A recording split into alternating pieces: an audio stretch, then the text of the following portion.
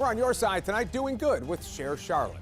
Last spring, when high school graduates in North Carolina walked the stage to get their diplomas, they were for the first time fulfilling a new requirement. They had to complete a class on economics and personal finance to graduate. It was part of a law the General Assembly passed 5 years earlier. So why did lawmakers do it? Well, we can show you one example right here. This graph from the New York Federal Reserve, it shows the percentage of auto loans in trouble by age. And while all have been going up over the past couple of years, you can see it there at the end of the graph.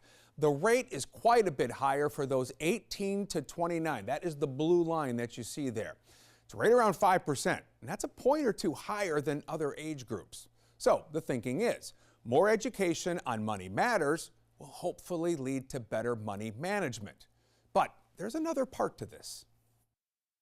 When I was about 14, I grew up in Richmond, Virginia, and I had a knack for starting things and doing things and figure out how I can monetize them, even though I didn't necessarily have that language then. But no one looked at all the different things that I was doing and trying and throwing to the wall to see what stuck and said, "You are an entrepreneur."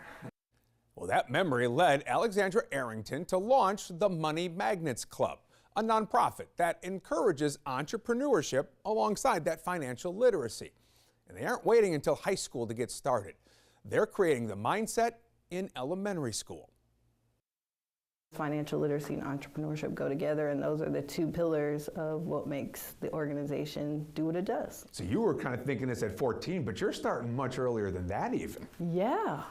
We say it's never too early to learn about money. Like you said, many don't get exposed to this sort of thing. So what's that sort of reaction, when you try to explain some of these just basics to these youngsters? Well, we do them in fun ways. So if you're going to the grocery store and you see that candy bar, right? We want you to know about units of measurement. We want you to know how much that candy bar costs per ounce and how to compare that to other purchases. Is there a connection you try to make between the kids and then their parents? Sure. Ask your parents questions and, see what information that you get, right? How much do we typically spend on the grocery bill, right?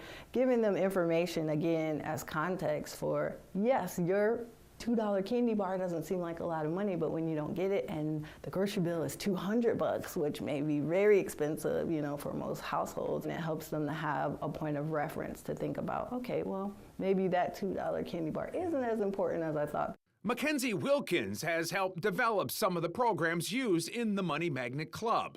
They use these activity books, but they also lean on the stories of entrepreneurs right here in the community. And it's so empowering to see adults and even kids, because we have other kids with businesses come and speak to them, like seeing a peer that's in your age group or just a little bit older. It makes it feel less like school. So it's not like hearing from a teacher, but it's like hearing from a friend. Are there light bulb moments that you see with these kids? I think that the entrepreneurial spirit exists at such a young age, and getting to see 5 and 6 year olds or even some really early elementary schoolers that are just talking about how they sell candy at their school, that's an entrepreneur, or how they might help their mom with their hair business, also an entrepreneur, or they might be interested in starting a lip gloss club, also an entrepreneur. We're not necessarily trying to crank out, 5-year-old CEOs, so to speak, but we are absolutely looking at what are the opportunities that we have to help them understand that entrepreneurship is a viable career pathway for them. It's about encouraging them, definitely, and helping them learn some of the tools, so that way this idea might not take them all the way to 18, 20, they're early adults, but it's a jumping off point. What's it like for you when you see them progress and move out of the program and onto their next steps in life? You can see how they feel so much more confident, and I think that's one of the biggest things, like building confidence in someone at such a young age just creates a lot more knowledge of your capability to be able to go on and do something different. Yes, this is actually something that you can do, and here are some steps to make it real, to make it something that is achievable and attainable for people, is what the opportunity is, and that's where Money Magnets Club tries to come in for elementary schoolers. Pretty cool what they're doing. If you'd like to get your child involved, or if you'd like to help the mission by donating or volunteering, just use this QR code to get to the Share Charlotte website, where you can search for Money Magnets Club.